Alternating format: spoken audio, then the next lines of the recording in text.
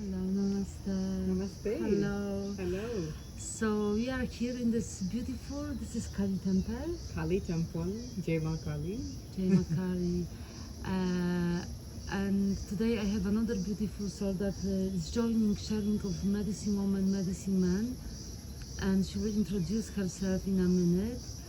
And I don't know if you can hear the sound of the crickets, but the sound of the nature is always restoring my nerve system, and it's like oh, it's like the sound, so natural sound, but Exactly, right? it is. That's why It's so amazing to be here. yeah, especially that today I've like when I heard that there is we passing by through Kali Temple and we can make video here. It really touched my heart very deeply. So thank you so much for bringing us to this place. Anytime. Yes, and so my name is Ishna. I am founder of Nomadic Heart Art Medicine that holds the space for sharing and being and creativity and healing and life. So this is part of the project that it started a while ago, and I thought maybe it's the end of the project, but somehow I still have things to upload, so I'm really apologize for being slow. And but somehow the calling was still within, like the seed was planted very strongly, so effortlessly we found each other here in the Dharamshala where we met. So Jada, would you like to introduce yourself and yeah, and share what we are doing? Who are you? Sure. Always seems so simple but like complicated question. But so my name is Jada Anandāpuri. I am from the US originally, but living in India for 4 years.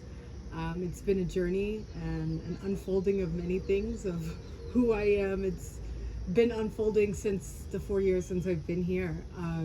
But what I've been working on recently and what's really close to my heart is my brand Kaula Craft. I've been working on a clothing collection, and also it would be more of like a conscious experience plus ethical clothing collection. So that's what I've been building in my time here in Dharamshala, Pushkar, and for the past year. But it's been a journey. It's been a beautiful journey of understanding more about myself, especially through working and entrepreneurship, because once you meet yourself, having to work and work for yourself and generate all your energy for yourself, it's telling who you are. So I feel like, who am I? I'm nothing, but I'm everything. I feel you. I feel you so much.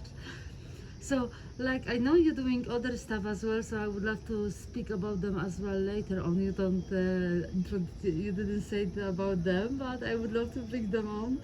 But also, like, can we speak more, like what does it mean for you, the fashion? Like, and actually, how this idea came to you from making, and after that, we're gonna also see why it's so important, because sometimes we separate materialistic things from our being, but it's part of it, right? Yeah. And it makes us like we're feel here fulfilling, like Yeah. what we are wearing, what we are dressing. Jewelry is part of our express, as we say this, Yes, express exactly. yourself, Yeah, right? exactly. And why this expression of ourself feels important. Yes, exactly. Like and through creativity and through anything that we are doing in life. Yeah. So exactly. first maybe we can start like how that idea came to you, because also you're practicing different stuff, right? There you're on the Yeah. we call like I try to avoid this word spiritual path. We are on the path of discovery of who we are, right? Exactly. That's the main point of all Yes. of this, right? Being here in And India. you're also devoting your time to some sadhana as well. So Yes. how this came all together? Wow. So to address your first question regarding Kaula and Craft, it was visualized such a long time ago. Like I could say over 10 years ago, I was interested in fashion and expressing myself because, especially coming from America, people like to express themselves through material goods, right? Since, that's such a society, that's the thing of the society, is that they're attracted to the material experience. So I came from that, so like it was very easy for me to get into like the material aspect and feeling like, oh, I want to trust myself like this, because I grew up in a culture like that. But when I came here, and especially as I was also going down the path of like understanding what the fashion industry is like and how polluting it is and disruptive it is to our environment, and how we're wearing plastic a lot of the time, like with polyesters and all these synthetic fibers, I took a step back after 10 years. I was like, I don't know how I'm going to do this because the industry is already so messed up. And then I came to India, and then I saw how this is one of the biggest textile countries in the world. It's amazing how many fabrics and embellishments, and how almost everything is inspired by India. So I came here, and I didn't know it at first. It took me basically 2.5 years to really set in and like focus in on building a brand, especially that represents that ethical lifestyle, like making sure workers are getting paid enough and in fair working conditions, making sure that the clothes are sustainable as well, using natural fabrics, and styles that are timeless as well, not just as a trend, but like timeless style that helps you express. So recently I worked on a project with my best friend who studied fashion. His name is Legend, and we built a beautiful collection together while we were in Pushkar. So that's how the fashion bit came apart. And the sadhana, the second question, right? How did I get into this spiritual path? It's funny. I mean, I was just about to say when you were speaking, like, we're spirits having a material experience, right? So yeah, I think we're here to play with that. I mean, it's not everybody's path to feel like they're hyper materialized and doing all that. I don't think that's anybody's path, actually. I think it's more that we have to have a balance of both of the experiences, because we can't deny the spiritual and we can't deny the physical or the material. So like, I have my material side with Kaula Craft. There's also the experiential side through my sadhana. I started with Hatha Yoga, and I was trained in Hatha Yoga. What does it mean for you, sadhana? Sadhana. Yeah, So because it's like for many of us, maybe it might be Yeah, new it looks word, different right? for everybody. So for me, it's simply put, it's a spiritual practice that you take diksha for, which is like an initiation into, or that you find that you're on your own, and that you realize that this is a sadhana I need to be doing. And it's also consistent practice as well. It's not just something that changes every day, but like it could be at the same fundamental like principle. Like, you can do many things, such as like using awareness. That can be your sadhanas. Speaking with awareness, or moving with awareness. You can take your sadhana into everything that you're doing. It's not just like one constructed practice. So that's what sadhana means to me. And for how it looks like in my life, it's looked like many things. Like I said, I started with Hatha Yoga. I was very dedicated. I was doing Hatha Yoga for 10 years before I got to India. And you also did the training? And I did teacher training as well. Yeah. That was my intention of coming to India in the beginning, is to learn Hatha Yoga. And somewhere along the line, before I came, I set an intention to understand about the divine feminine. That'll tie in a little bit later. let's touch that, because also this is Yeah. the subject where I like, it's all coming together. What does it mean to you, divine feminine? She's everything. She's beyond like the limitations of my words. She's the mother of everything. She's the mother that we witness in everything and everyone. And she is that infinite spaciousness that is also nothingness. And She's how Kali. you discovered that connection? Through practices, through your sadhana, or before? I think, I mean, when I first came to India, I had no idea what all of this Hindu pantheon, you can say, like all the goddesses. I didn't know anything about it. I only knew like a very surface level amount, like some pictures. But when I came to India, I don't know why I set the intention. I can't even really recall. It's just that it was meant to be for me to understand the divine feminine. And I met one of my teachers along the way, and she introduced me to Dasa Mahavidyas, which is a tantric Shakta Tantra practice. So that was my formal introduction into the Divine Mother, into the Divine Feminine, is through Tantra, actually. What is that divine? But I really like, because everyone say, oh, divine, divine, divine this. But what does it is like for you, that divine mother, divine Feminine, yeah. feminine, yeah, and also like how does it change your life? How support your life, that connection, you know, through growing Thank you. process, yeah, Everything. everything. It's not like she's separated from anything. no, yeah. That's the illusion when we forget that we're in the play of the divine. This is exactly the way it's supposed to be. Is one of my favorite things, and some mantra I repeat to myself every day, because it is actually all just Ma playing in front of us. She's playing through you and playing through me, through our partners, our friends, through the nature around us. So she's everything. She's not disconnected from anything, and I feel like to say that she's in one aspect is like, yes, I do a mantra sadhana for Ma and jap, you know, like mala jap, repetitions of chanting mantras, but she's so much beyond. It's just so I can just tune my mind into she's here now, she's here now, she's here now, she's here now. So let's understand, like sadhana also helps you to embody that connection with Yes, divine mother, like, you know, exactly. embracing fully. And also like the practices, because many of us skipping the daily practices, isn't it? Because it's that devotion, it's discipline, many things like, oh, freedom, you know what I mean? Yeah. Skipping out, but actually like this kind of divine mother also, I feel like, you know, when I think about it, she asked me to devote my time for her as well, for myself actually, not for her, for myself. Because you are her. Yes, exactly. And very often we skip the most important yoga. You know, I'm too lazy. I have this, and I feel like, you know, like for me it works only in the morning. Like, you know, It's just like easiest in wake the up, morning. yeah, There's- it's easy. you know, you can set your morning exactly how you need, and that's exactly how I do my sadhana too, in the mornings. So I can at least wake up with the same gratitude. Like if I'm in my highest self, I'm touching the floor, but when I'm getting up, knowing it's a blessing to walk this earth with Ma, Yeah. simply.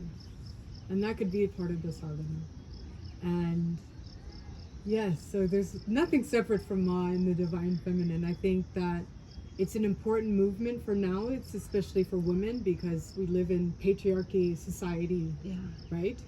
And that many women are disconnected from their feminine essence because we're living so much in this patriarchal society, like working every single day, expected to get up every single day at the same time. But like that's not the way that Ma plays. She plays in like she's fluid as well. She's fire as well. She's all of the elements. Like I found it also in India changing, but you know, in Poland was that like long time ago. But now, like, because I'm from Poland, I don't know how it's in in America.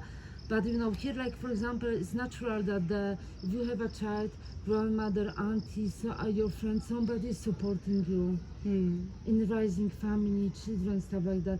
Here, like where I'm coming from, we all are actually in that survival for me structure that you need to do it yourself. There's high expectation, and there is like a success. There is like a pay the bill. There's looking after the children. If I don't have children, but you know, shopping.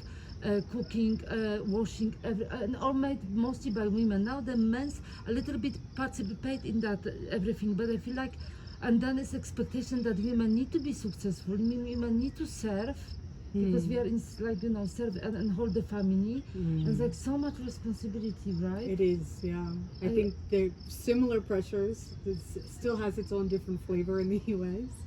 But I think that's also speaks to like the feminine wound within society is that we're expected to do things and we're set to compete against each other, you know, like that's the wounded feminine, is to compete with each other, to compare with each other, to be jealous and envious and have all these emotions. I think that's the underlying emotion, is like in competition of each other. I have to show myself up, and that's actually that's not actually the divine feminine path. It's the way that patriarchy has made us go against each other to weaken the essence of the divine feminine. And I feel like many of us, I can speak about myself, but I see speaking to my friends, you know, to women struggle with that. Often, like, you know, many of us like looking for a partner stuff, and we are like sometimes very hopeless, you know, to find that masculine that support us, that, you know, also as well, because carry on by ourselves is very hard. Let's be honest, you know, and stay with hard. that connection with the divine, with that higher, like, it's, and you know, how to be soft, how to keep that softness within and connection with the earth, with the everything that's surrendering us, and still like because we are programmed by doing things, isn't it? Hmm. That stillness is not really allowed in the culture that I'm coming from. Oh yeah, that's the essence of the patriarchy. It's always moving and action and doing, and that's not the embodied feminine essence. And I actually have to say, when you said that so many of us are looking for partners, stop looking for a partner, everybody. Stop looking for a partner and realize and find that love that you're looking to pour into somebody else. Find it within first. Yeah, of That's course. the most important thing. You find it within, right? Yeah, of course, of course. Like, many of us looking from outside. That's why I stopped looking, I already on the spot, I'm not looking anymore. Great. It took me long time to realize, yes, I'm still single, but it's not about looking. Yeah, there is longing, of course, it's Of natural, course. part of the longing, Yeah. right? Because we all, like, I'm born in the human body, but also, understood, like, through all that journey on unfolding, I'm still learning about self-love, self-respect, and development. There is so much to develop about who am I, right? Yeah, And it's so exactly. beautiful when we care ourselves with somebody, but there is like no space for compromising now. Yeah. Like, Don't or compromise. giving up on my needs, or or Yeah. hearing like something is wrong with us, or many of us going like, and I can see so many beautiful women. Yeah, alone, like, and they do sadhana, they do practice spiritual work, they do devoting to themselves, but Yeah. somehow they don't find this quality from the masculine. And then I speak to the men, and they say, "Oh, I cannot find this disconnect from the view." It's like, oh, Yeah. this is It's a worldwide issue amongst men and women, right? So there is no competition. Yeah. Right? There's not like competition. No, yeah. It's just like, I feel like because we women, we go through a lot, there's a cycle of life. There is also expectation to have a child. And if you have a child, if you don't have a child, there's a hormones that are part of our journey, that men's discovering that journey differently. There's a lot. So like, what does it help you to bring balance and harmonize, like, okay, like this, okay, I know, like, all this softness around you. Sadhana. Sadhana. It always leads back to sadhana. That's my neutralizer, the space where I can be balanced and I can show up consistently as well. And I can see myself in how the expression is coming, how the words in my mind are playing out for the day. How is my energy for the day? That's as simple as it is.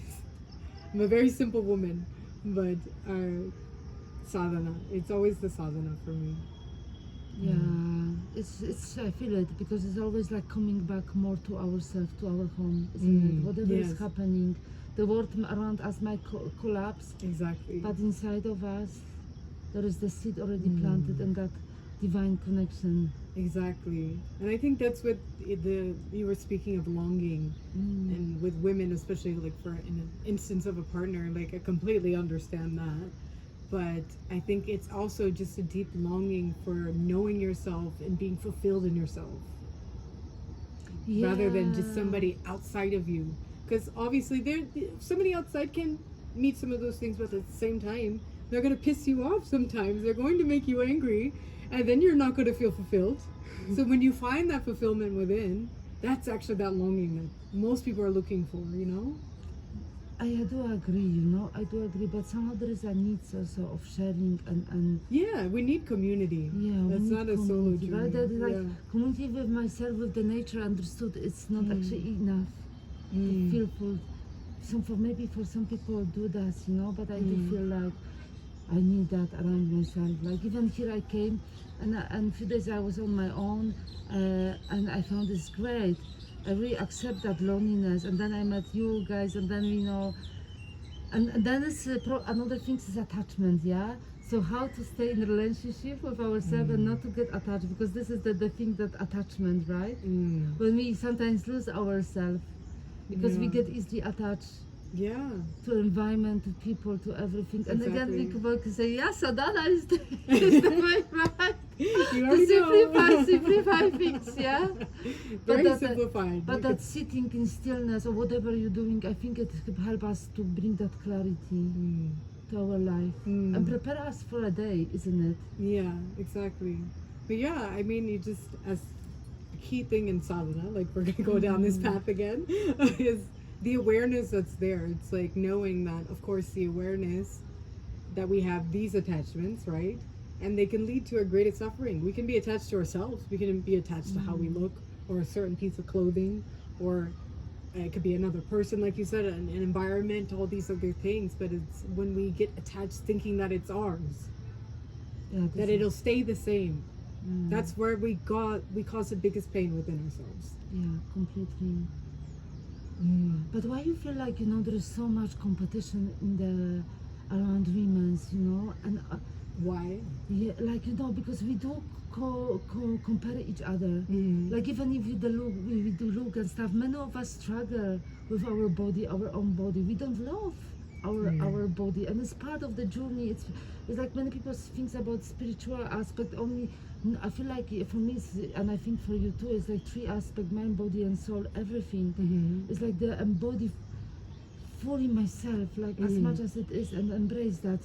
Yeah, exactly. Is that because I think it's because of this comparison that people have, and I think it's intentionally set because when people are working against each other, like women, or you could say when you get people to work against each other that are supposed to be together, that's the biggest corruption that can ever happen. And that's how you can control an entire population, is by making the people that you're trying to suppress fight against each other.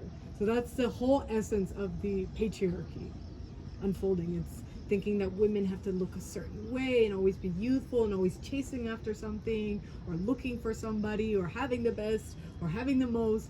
And it's that system, patriarchy, just whittling our ways into our minds, into our psyches.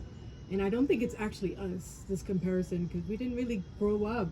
Most people, like, the purest essence before they're touched by the society's ideas and programmings and conditionings.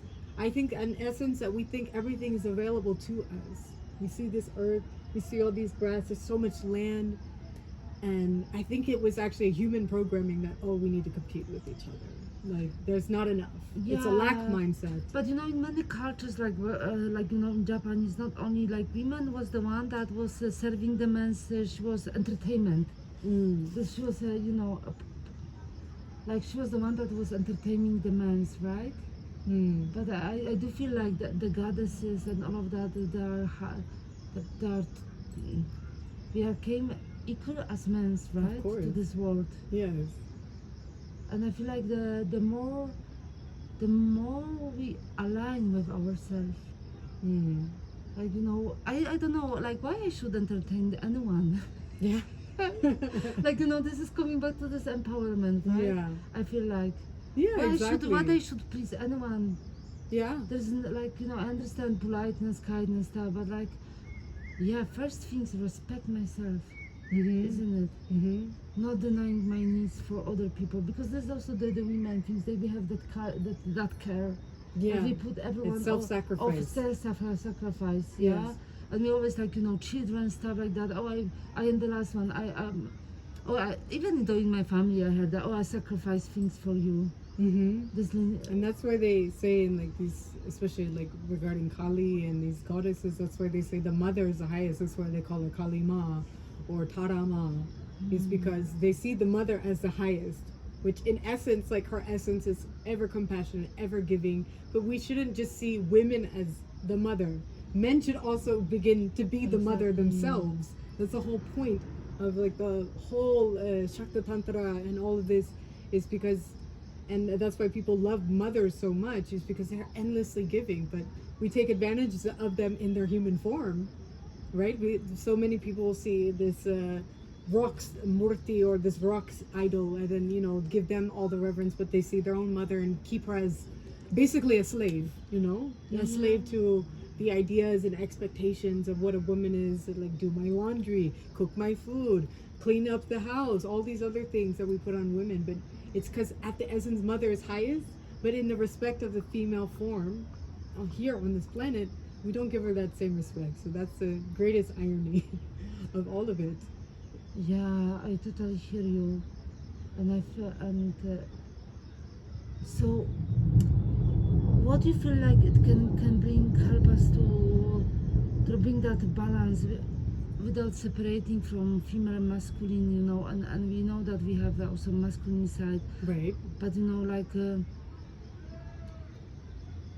to also help our to men to acknowledge that, you know, that our value, that they also see the woman as a divine, because many of us is just physical, isn't Yeah. it? Because they expect the woman to just give something. like and that are also like, you know, look beautiful, and then, you know, oh, you look so beautiful, this Yeah. and this, Giving like for that. their egos. and Yeah, stuff, but you know, yeah. like you are like non-ordinary clothes, no makeup stuff, still see as a divine, isn't it? Mhm. Because this is like very superficial. This is things, of course, that help us to express ourselves. You Yeah. know, we need to wear something. You can because we- allow this to just Yeah. entertain us simply. Yes, exactly. But like, what do you feel like when the shift will gonna happen?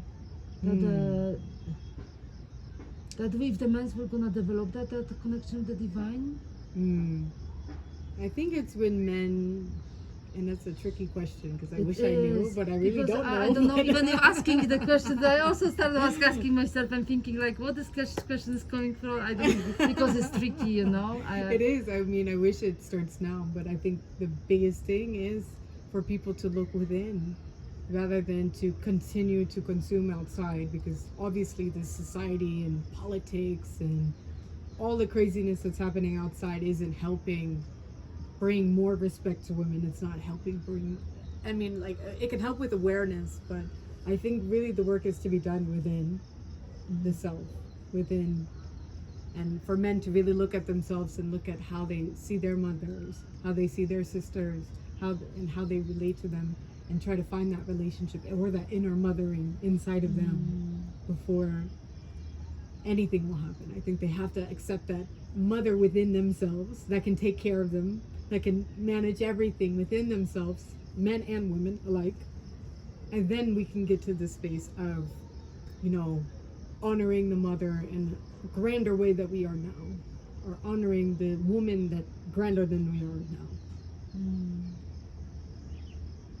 And also you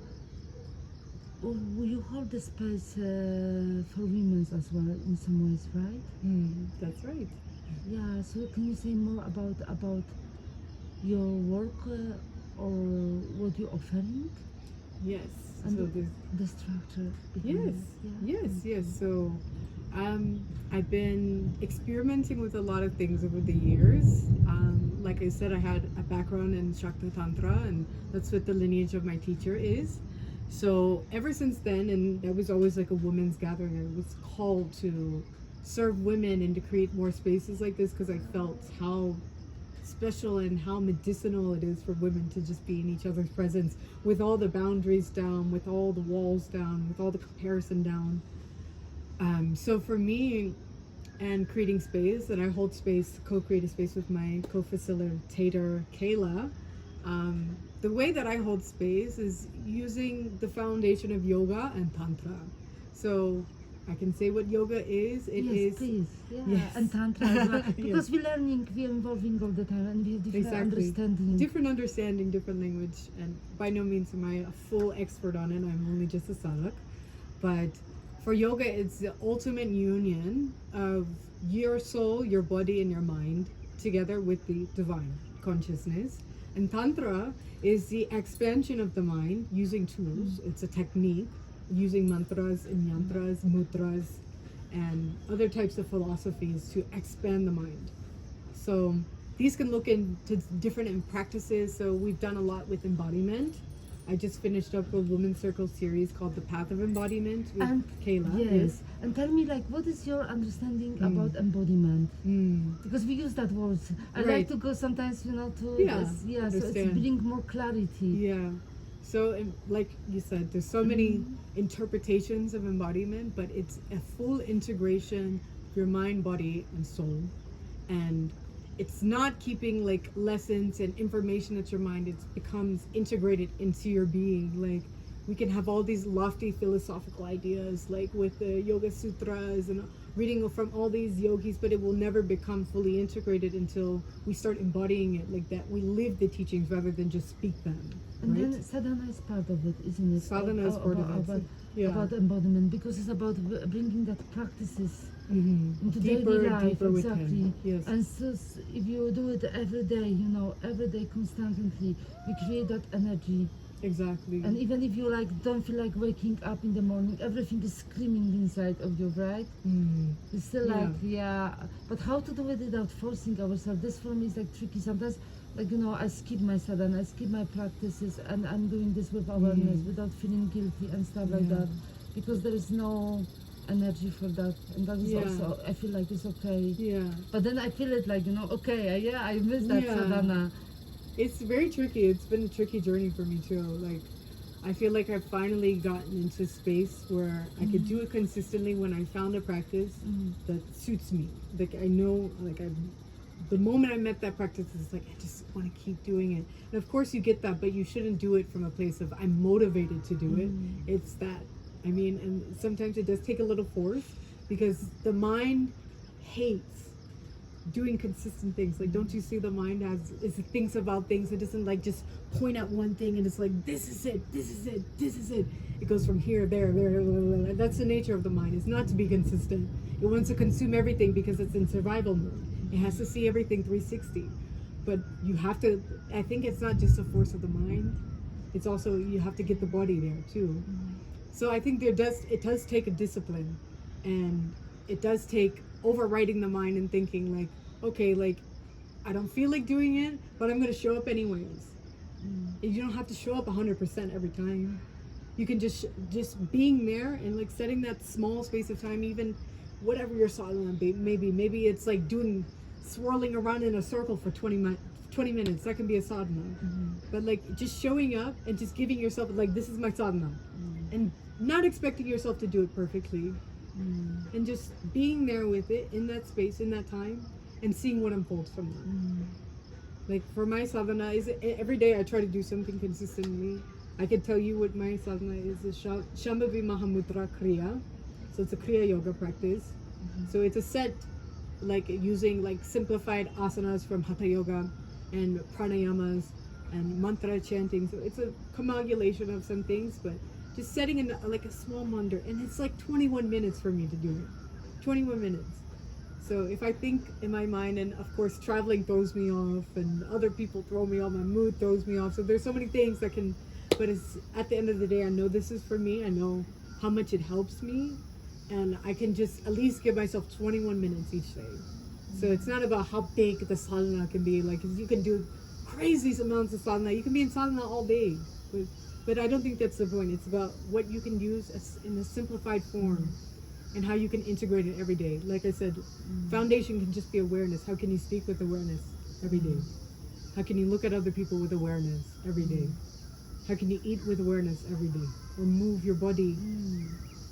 So this is also part of the sharings that you do, that you hold the space for a woman as well. You bring that teachings, lesson, that ideas to practice. Yes, exactly. And gathering, sharing about our own experiences, because it's so many people feel the same way about finding consistency in their practices, and just gathering in space and just sharing about those things. And nobody's the expert there, it's just everybody's co-creating a space and reflecting each other at each other, so we understand ourselves deeper. We can understand everybody's just the same. We're all just the same, just experiencing in a different type of font or expression, different flavor of expression. So yeah, that's the essence of the women's circles. So we focus on embodiment, like I said, and we did go through certain topics such as awareness and finding inner safety and expressing our truth and integration as well. And this is the three things actually that I feel like is important to speak about it. Safety. For us women, I feel like safety is very important. Yes. Safety is around the society that we live. Of course, for our not to be even in India it's happened, but in Europe as well, not to be raped or whatever happened. Just be physically safe. like in society around, yeah, you're moving, because many people see you as a sexual object. Yeah. Let's be honest, let's put it in the words, Yeah. and that's like, when you start shedding that skin, that actually we are being, we are divine, whatever we are. It's not only a body, that beautiful lips or eye, whatever, legs, it's more than that. And I would love to also see men, so like to acknowledge that we are more than sexual objects. 100%. And also bring that into the fashion, to see woman natural body, not always skinny, beautiful, but also general natural woman. Exactly. I feel like it's very important to break that, that stigma, and that because it's somehow they have impact on the brain. Also there is emotional safety when we feel like we can breathe, inside, and we can open up. Because very often I found that I cannot open up because I don't feel safe, even sometimes in my body or society that I'm living around.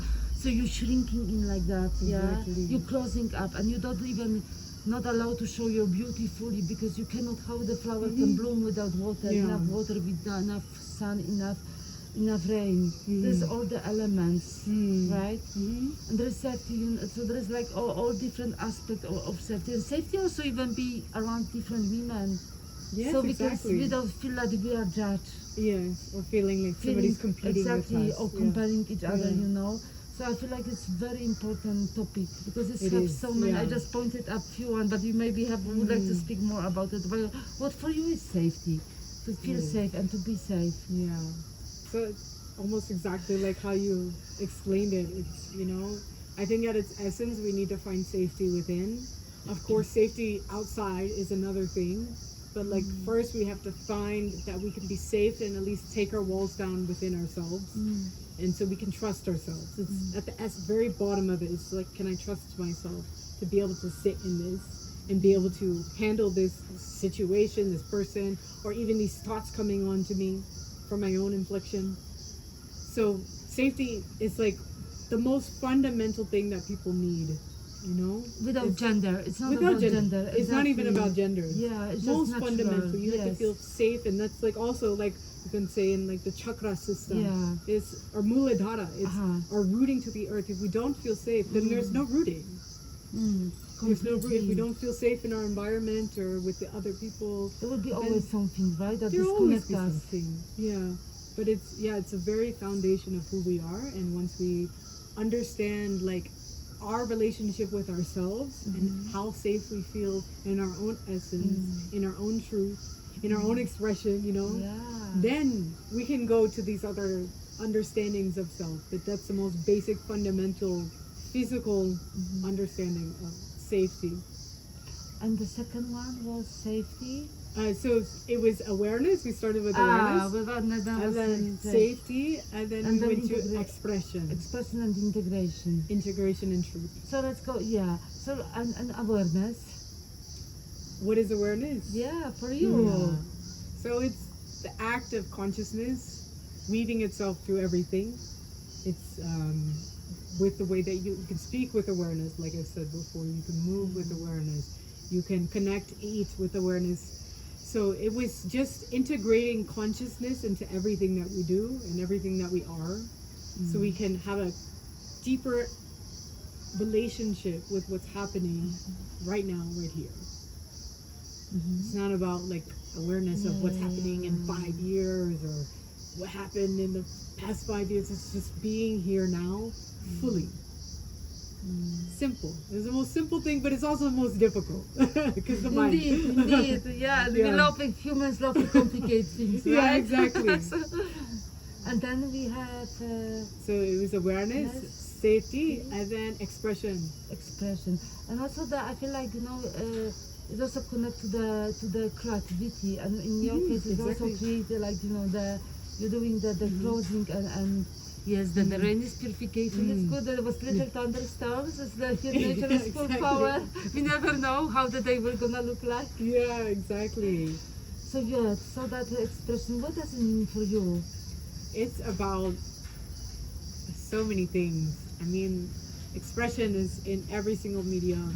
Clothing, it's through speaking, it's through also like understanding your waves and emotions as well. So I can give you a little insight into our practice, but Yes. it's first of all like getting a sense of like how much energy do I have inside of my body right now, right?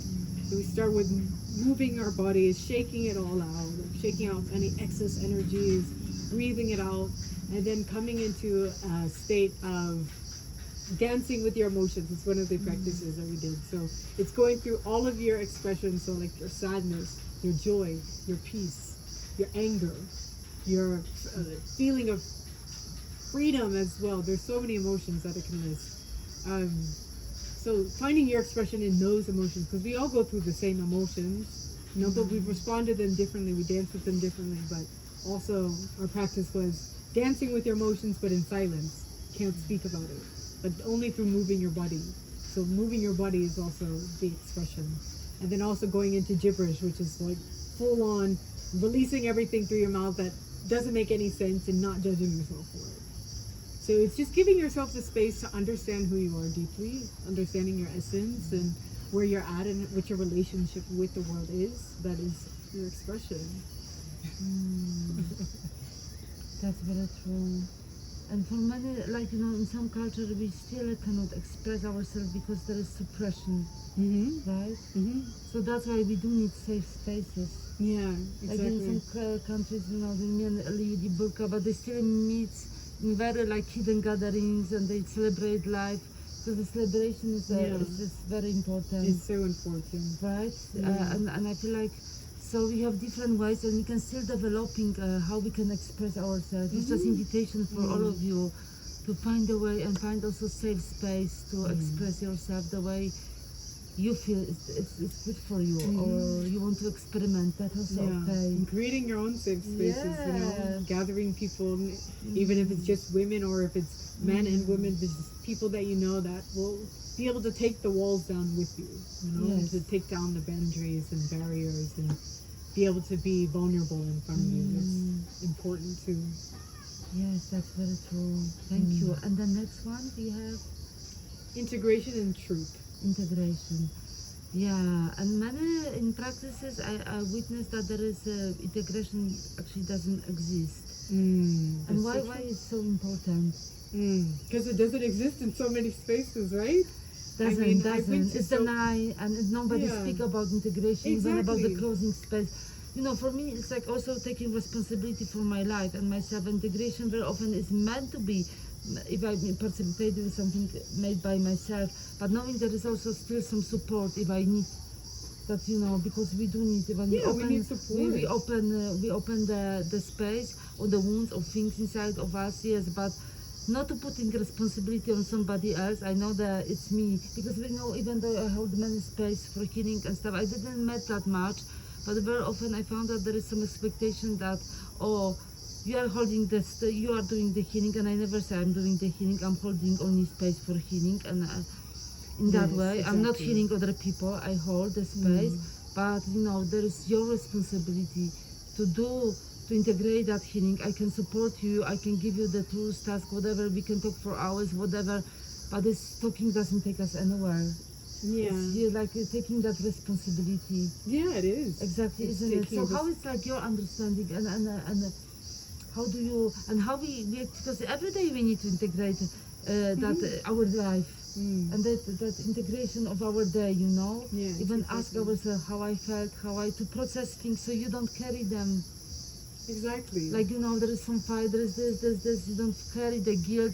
Things that might still be, but like why we should men carry too so much, and we already done, we going through that grief, to the guilt and stuff like that.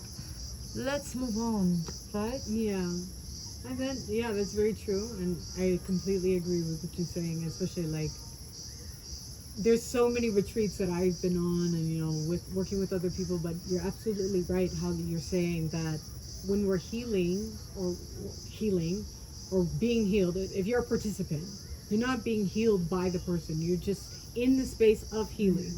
There's nobody that can directly heal you. It's just that they're creating space for it to happen, for transformation to happen. Because Jada, because then expectation of people comes, like Exactly. and all of that, and sorry, I just because it's facilitators need to release big, that. big topic that many people start a little bit talking about it, but it's still not there. Yeah. And even was ashrams, plant medicines, cacao Yes, ceremonies, Yes. aesthetic dance, whatever.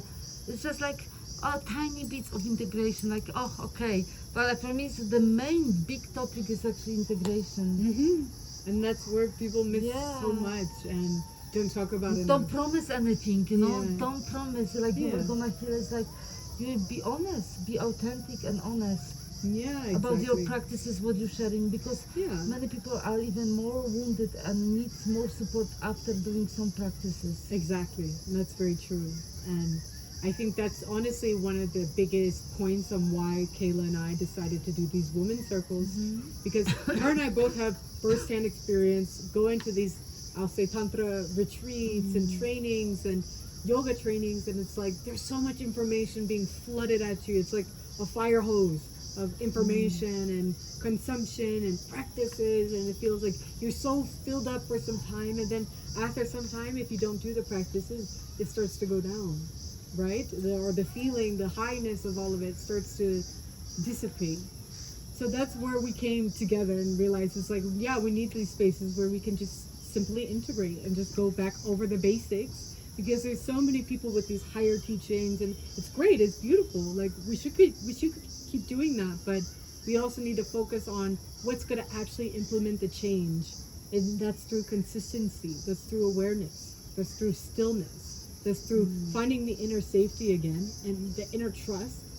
I think that's the main point of that is finding that inner trust that, okay, even if I'm not riding this high anymore, that somewhere it's still in me through my practice, through my sadhana, through my awareness, through my expression.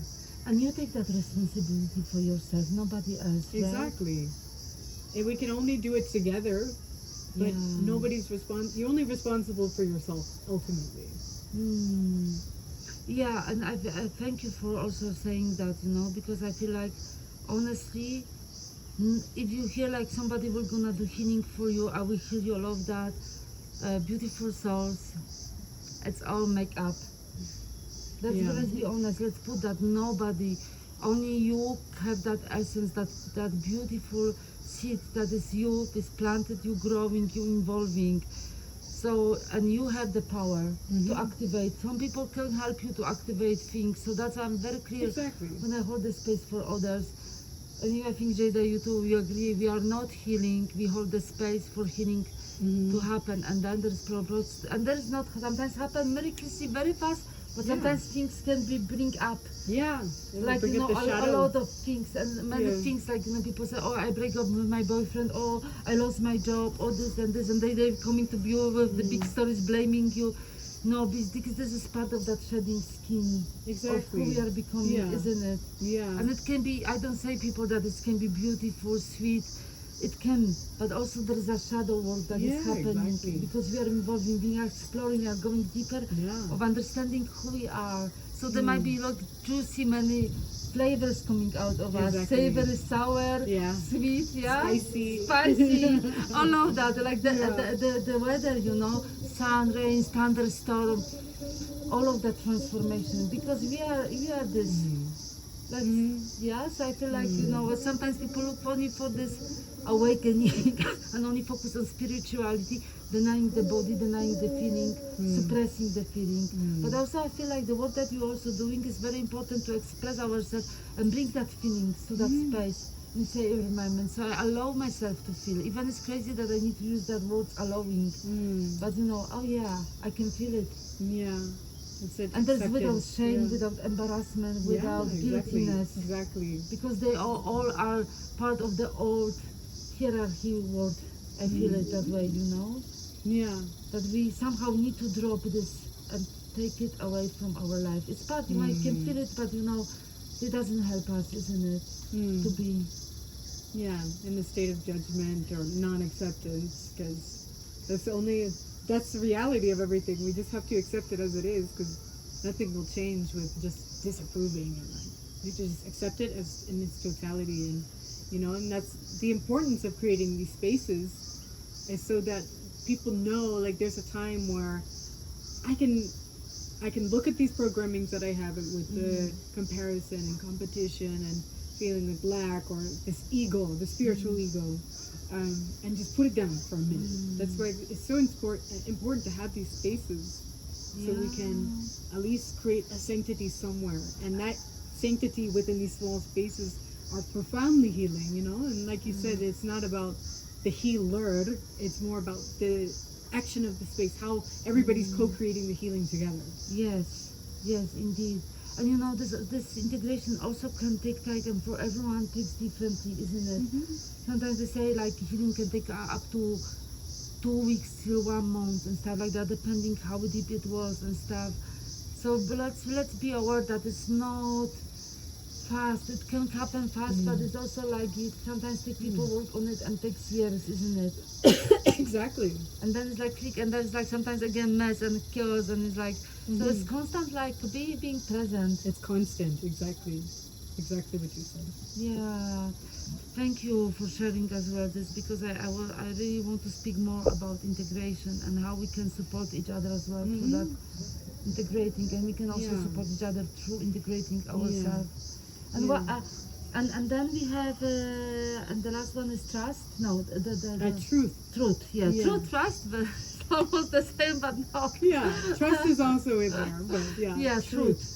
Yeah, and just coming back to like, what do we find as truth? Because there's always so much. I always find myself repeating the same things because everything is connected, right?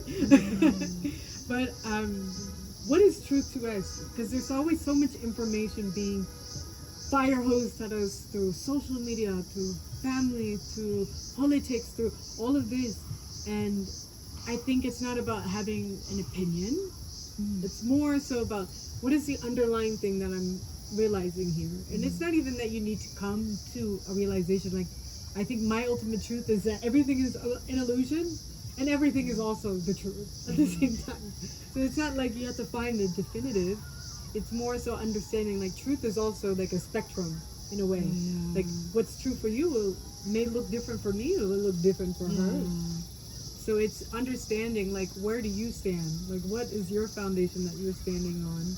And it's not for you to share with people to make them convert into your truth or force them to believe your truth. It's kind of what religion did and failed at, basically. But it's more so about like having a true inner sense of truth that you know, that keeps you stable, that can keep you consistent, that you can keep returning to, that brings you back into the present moment. Yeah, I don't know, like, exactly, the truth can be, there's so many truths, Yeah. and everyone, but also it's like help us to maybe, you know, as I see now, to embrace that everyone is different, everyone is equal, without judging, because I have this pattern of judging, comparing still, you know, even though I put so much work on myself, it's still like coming out The from work the carpet. is lifetime, isn't it? Because it's part of the programming. That, you know, we're still in this human body. Body, you know, exactly. So, you know, we can sometimes play, we can cheat ourselves, we can steal, but, you know, the truth, we say the truth will align, or will be visible, whatever it is. If somebody has hidden intention, I know that it will clear out very fast. Yeah, like, exactly. And I feel like we live in the world that we can hide. It's less that the truth is more and more want to be seen. Yeah, exactly. It's the age of Aquarius. Yeah, this is the time that, you know, even if you want to hide, not possible. not possible, isn't it? Yeah. That we're gonna get out, and somehow it's happening naturally. Yeah. Without even deep seeking, it doesn't take much more long time anymore.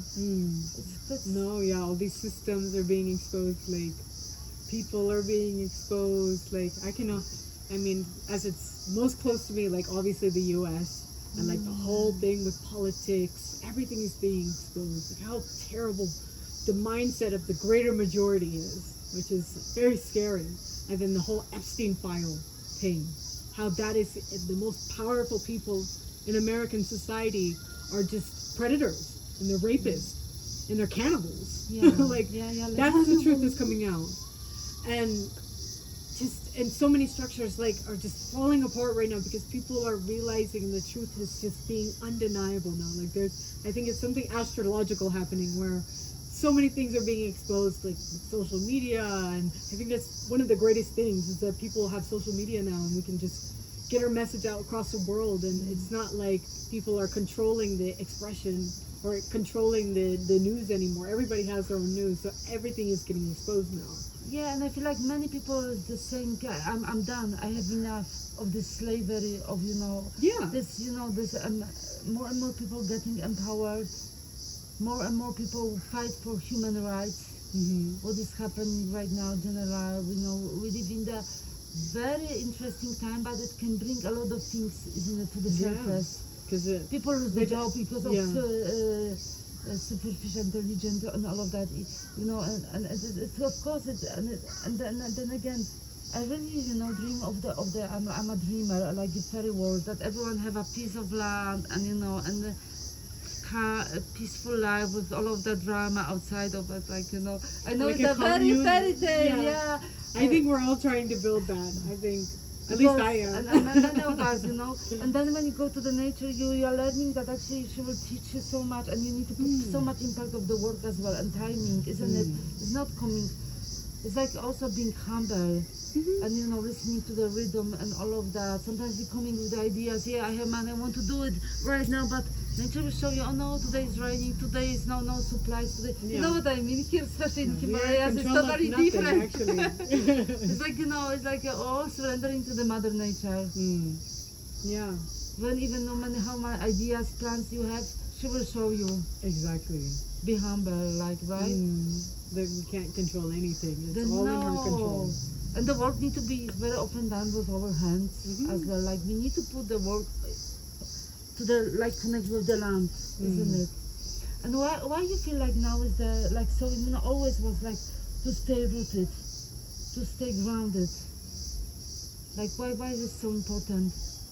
Because how crazy the world is right now. Yeah.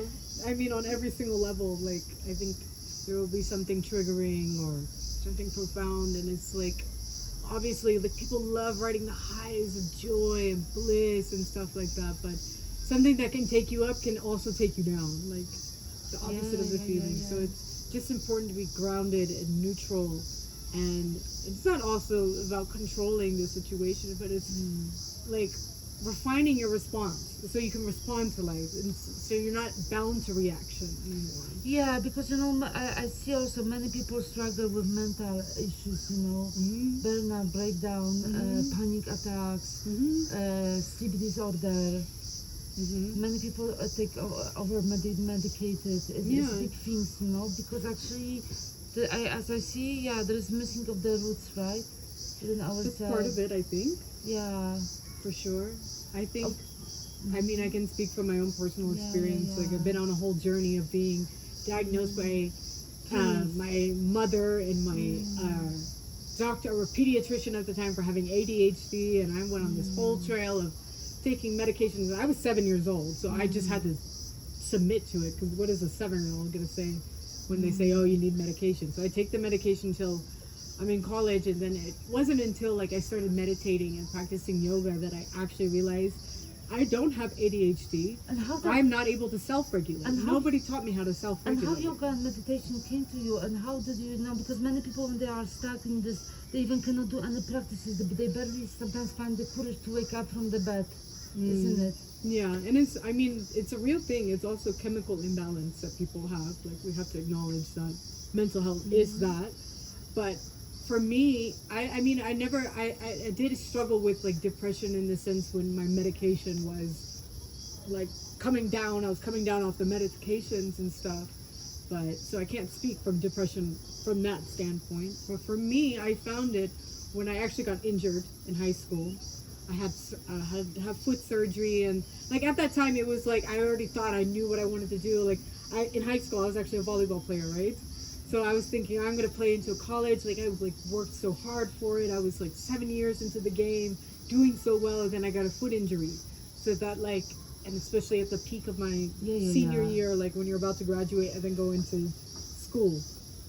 So that was like life-changing for me, you know, because I had to change the whole course of my life because I couldn't use my foot anymore. Like I had to get surgery, and it took me a long time to recover. And then in that time of recovery, I should have been in my peak for being recruited for college things. That was all my life before.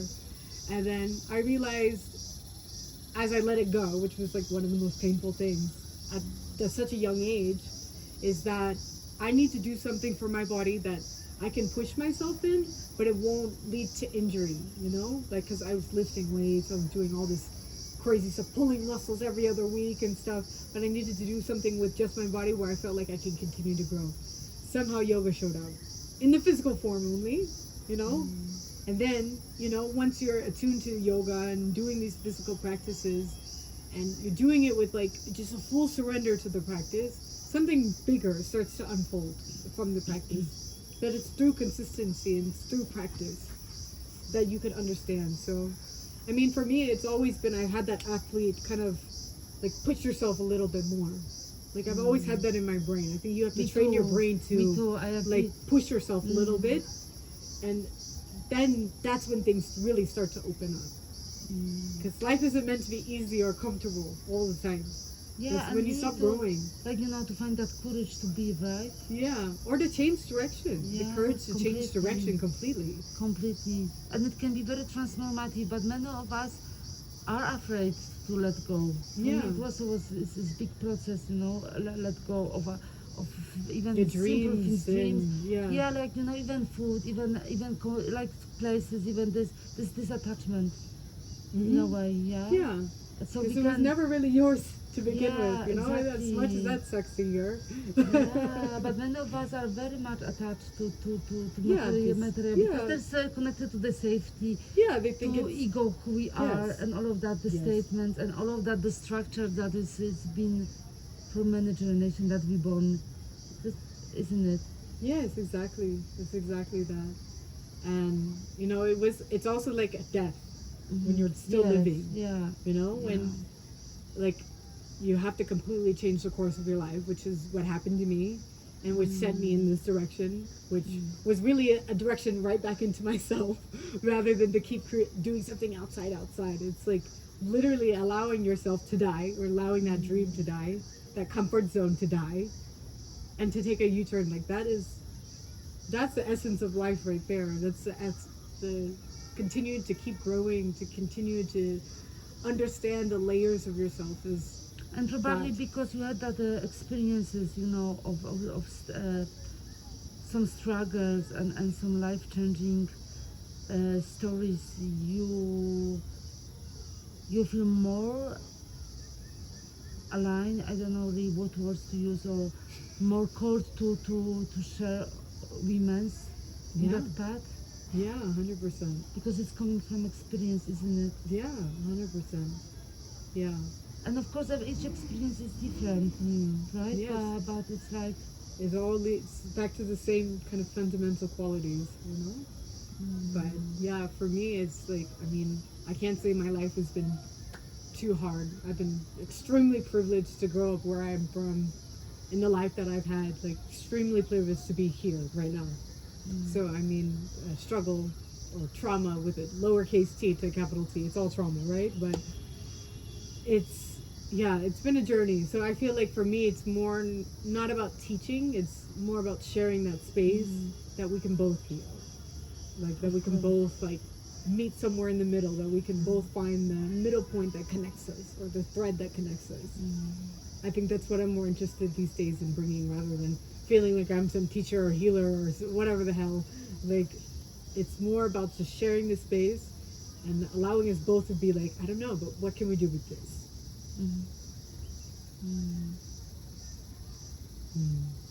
Yeah, thank you.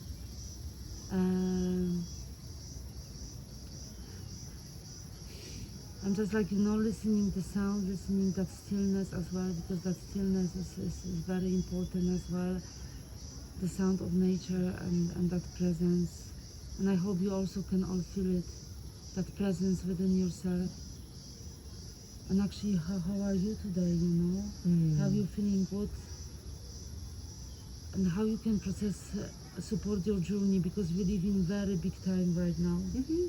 Very big time. Historical times. Yeah, and you know, here in life in Himalayas is totally different, and you know, you also were gonna go soon sometime to America. I'm going back to Europe, and I have no idea when I will come back here to India. You know, I like to bring that essence, that energy from here, and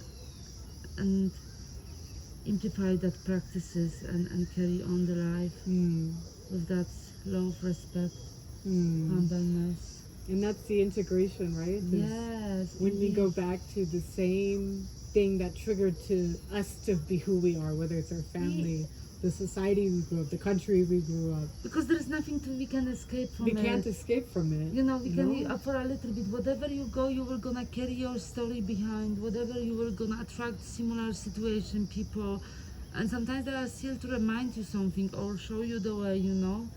So I feel like many travelers do find they travel because they cannot handle it, the life that they're living in the matrix. And I know it's crazy difficult because we're coming from totally different It's environment. unhuman. Like human, right? Robotic and very, for me it's like very often slavery, you know. And we often have no time even to this kind of conversation or even to ask yourself how I actually feel today. Exactly. What I need today. Yeah. Simple as that. Yeah. No, because you have list of tasks, and there is even no like what I need. What are you crazy? What I need? I have list to do. You know, that's the it. to-do list is like this long, and whatever you have left is like you have to give. Yeah, that's where we come from. The Yeah, West. but I feel like it's important, like to say that whatever you are gonna do it or not do it, if you believe me or not, life will not gonna collapse, and it will not collapse, and the life will continue, isn't it? Yeah. So like that. What you resist will persist. Yes. So that invitation actually to really take time for yourself, 5, 10 minutes, 15 minutes, whatever you do, but create that space for yourself. And whether it's the space where you feel like you're doing something, or you want to do prayer, or puja, whatever it is, or even if you just want to sit for 10 minutes without having any type of to-do list. That's the most important thing that we can do, so we can show up in the world more aware, more embodied, is that we just give ourselves that space so we can continue to give back to other people. I feel like, also a knowledge that we don't need to survive anymore. Because many people, and I'm still like in this journey of surviving, but I'm done with it, everything is collapsing with that, What if we really many people say here as well in India, always up to God, always up to divine, like to have that trust, that connection with that divine mother. And if you're going through hard time, like with the heart, offer her your prayers, your pain, your joy, anything. Isn't it? It doesn't, for me it's like always fulfilling. Yeah, because people need to, and this is psychology, is that people live longer when they believe in something greater than themselves, because we're human beings, we're limited. So it is so important to have that connection to whatever you want to call it, divine mother, divine father, God, or Shiva, Allah, you want to call it anything, same principle, but understanding that it's not you doing it, you're not doing anything, you're just being worked through. The consciousness is working through you, so you can just surrender. You're already on the right path. Yeah. Thank you. And Jada, I feel like we are getting closer to ending this conversation. Is there anything that you feel like you would like to close the space with? Or add something more? Or I don't know, I feel like I mean, there's so much already covered. Yeah, very much. But very much. The most important thing I could say from this conversation is to take the journey within. There's so many people looking for an experience to happen outside of them, or some person to come outside of them. And I hope that every single point in this conversation leads you back within yourself and to deeper inner knowing, of your own inner landscape, because there is a whole universe within you that you can access at any time. It's just that you've forgotten that power that lies within you. And tying back to the Divine Mother, like we are the body of the Divine Mother. We are the expression of the Divine Mother. So it's most important that we just take a moment, even if it's 10 minutes, 5 minutes out of your day, to just look at what's happening within, without judgment, without an agenda, without feeling like you have to do anything, and just look within. Just take a minute, just look within, find your breath, seeing how your body's holding at the moment, see what's happening in the mind, and just look. That's it. Thank you so much. Thank you so much.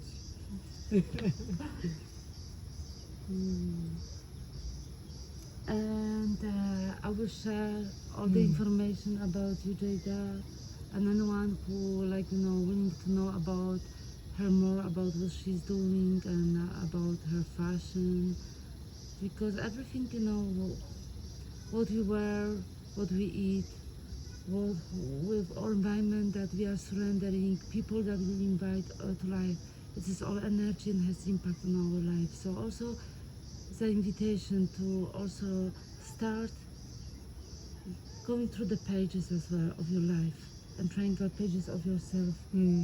What you need, what you feel, what is lacking, all of that. And slowly, this process doesn't need to be, fast. You can start from very small, tiny seeds for 5 minutes. Even if you drink coffee, drink with the full awareness without feeling that you are guilty, or you're eating yogurt with donuts, cake, whatever, it's okay. People say, oh, this doesn't hurt this much. But if you eat it with full enjoyment and full awareness, isn't it? Exactly. Yeah, so we're gonna celebrate that. Let's see how our day unfolds today. We have no idea. Exactly. So we send you love, light, blessing, and let's stay connected. Yes. Yeah. Big hug from us, Aho, and from Kali. Kali. And from Mother Nature, Aho.